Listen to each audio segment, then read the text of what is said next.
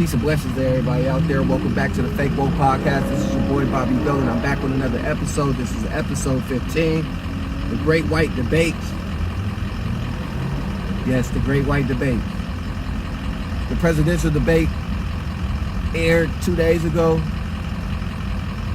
It was a clusterfuck. It was a shit show. It was embarrassing to call yourself an American. I personally feel like we don't need no more debates. That was it. That's the one and only debate we needed. No more. But if we do have a debate, I feel like it might be a little bit better.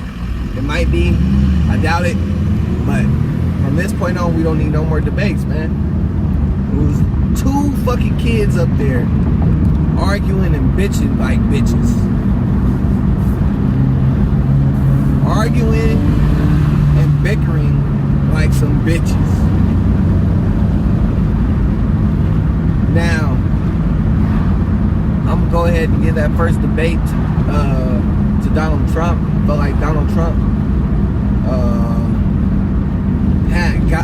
felt like Donald Trump got a narrow victory out of that debate, only due to the fact that he was really bullying Joe Biden for the most part. That's the only reason why I'm giving it to Donald Trump. But for the most part, I felt like Donald Trump lost on the coronavirus topic. And the only reason why he lost on the coronavirus topic, he failed to mention that he closed off travel to China in early February, which in my opinion, stopped the spread of the coronavirus from being way more than what it is now. That's the only reason why I say that. And he could have won if he would have brought up the fact that the Democratic Party actually opposed of him imposing that travel ban in China and cutting off travel to China and from China. They was calling them xenophobes, they was calling them racist, they was calling them all of that when he shut off travel to China. Some people say he should have did it in January. Yeah, he should have did it in January, but let's be honest, none of those politicians was taking the coronavirus seriously. Not Donald Trump, not the Democratic Party. Every politician you could possibly think of dropped the ball on the coronavirus topic. On the coronavirus. Or shall I say, Tuskegee Experiment 2020 edition. Besides that, man, I just felt like Joe Biden was trying to cling to his presidency days too much. He was trying to cling to the Obama administration too much. I felt like he tried to talk about economics too much. And the reason why I say he was trying to talk about economics too much was because before the pandemic popped off, our economy was booming. Before the pandemic popped off. Once the pandemic popped off, we lost all of the traction that we had. All of the progress we had economically, we lost. But besides that, Joe Biden could not talk about economics due to the fact that Donald Trump's presidency economically was probably the best presidency I've witnessed since I've been paying attention to politics. Way better than Obama's administration. Obama bailed out the banks, he bailed out way too many motherfuckers during the recession. A lot of his policies was not geared towards us. That's the only reason why I say that. He tried to cling to that too much. Besides that, black issues, everybody know that Joe Biden don't have a plan for black America. Everybody know that already. He ain't offer us shit. He ain't got shit to offer us. Because LGBTQ is ahead of the pack when it comes to his policies. Donald Trump, on the other hand, Donald Trump really dropped the ball on that subject. One, because he couldn't bring himself to condemn white supremacy or white supremacy organizations on national television, but he proposed the Platinum Plan, which is very confusing. Now I just call it the aluminum foil plan because of the debate. But within the Platinum Plan, the details within the Platinum Plan, one of the details were that he was going to label the KKK and Antifa and other organizations as terrorist organizations. Now, when he sat there and he said, when him and Biden was talking over each other, he sat there and he said, well, most of those organizations come from the left. And I'm paraphrasing. And he's not wrong. The Democratic Party started the KKK. Antifa is a left-wing organization. He is not wrong when he said that. But the fact that he could not condemn, or he did not bring up the Platinum Plan during the debate, he did not bring up the First Act Plan. The First Act Plan released wrongfully accused prisoners back into society. So anybody that was wrongly accused of a crime, they was released back into society. And 80% of those people that was released from the prison industrial complex, 80% of those people were black.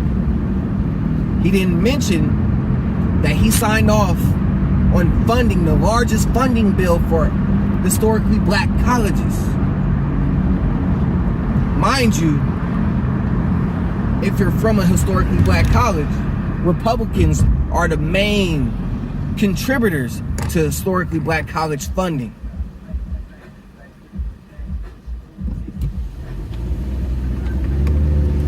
So I felt like I felt like Donald Trump dropped the ball on the black issue. He did good bringing up the 94 crime bill. He did good bringing up the super predators comment, but he dropped the ball on that issue. He dropped the ball on condemning white supremacy or white supremacy organizations, and everybody's talking about the Proud Boys, right? Mind you, if you go to the Proud Boys website, the Proud Boys is a multi-ethnic militia. Multi-ethnic means that it's not just white people.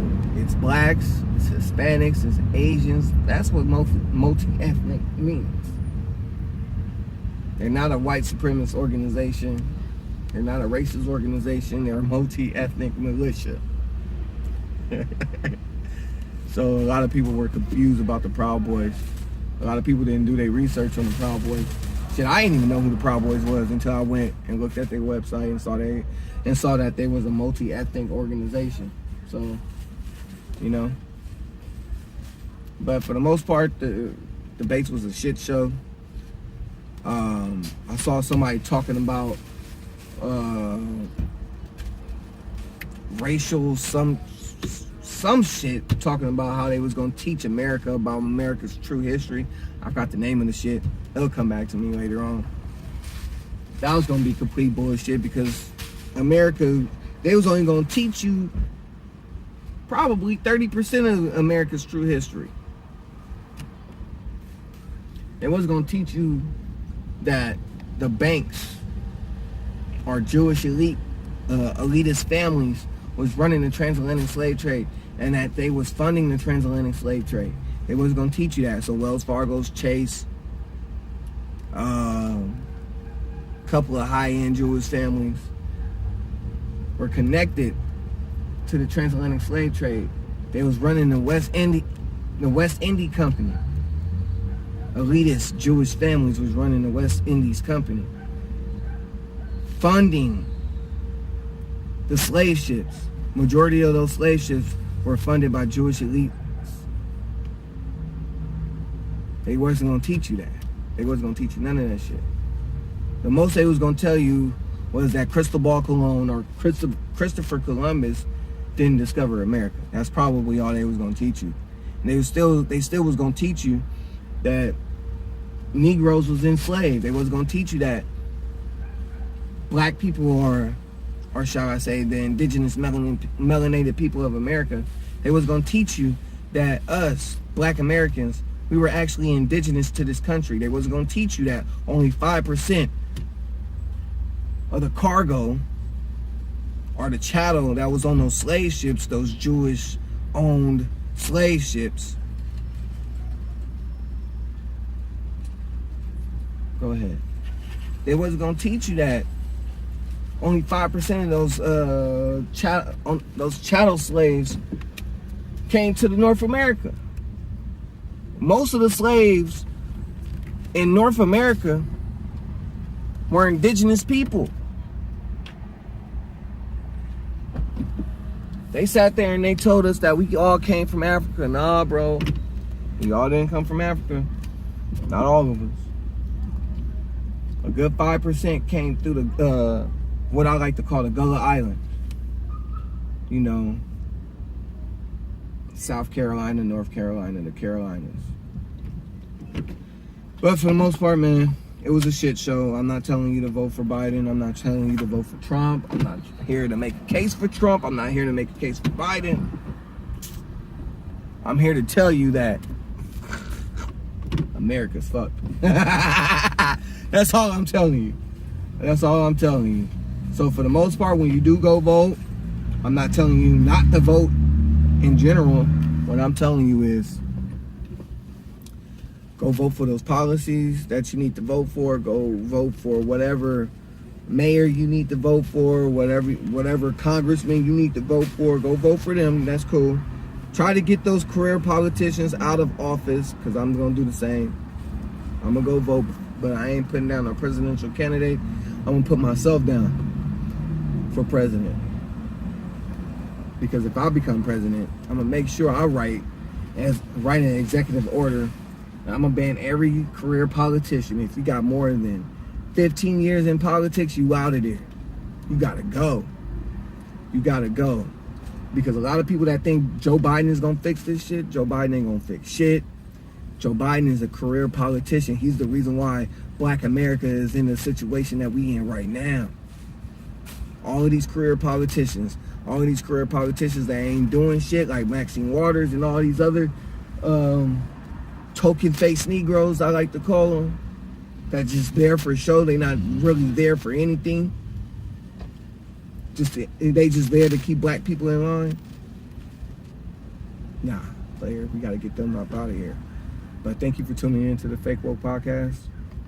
Go ahead, go ahead, subscribe, go ahead, share my video. Please, please, please go ahead, share my video. Share this episode, post it on your story. Tag me, please, in your story so I know that you posted me in your story so I can shout you out. But for the most part, everybody stay focused. Don't fall for the okie doke. And make sure you become more financially stable and more financially illiterate. But I'm outro. Thank you.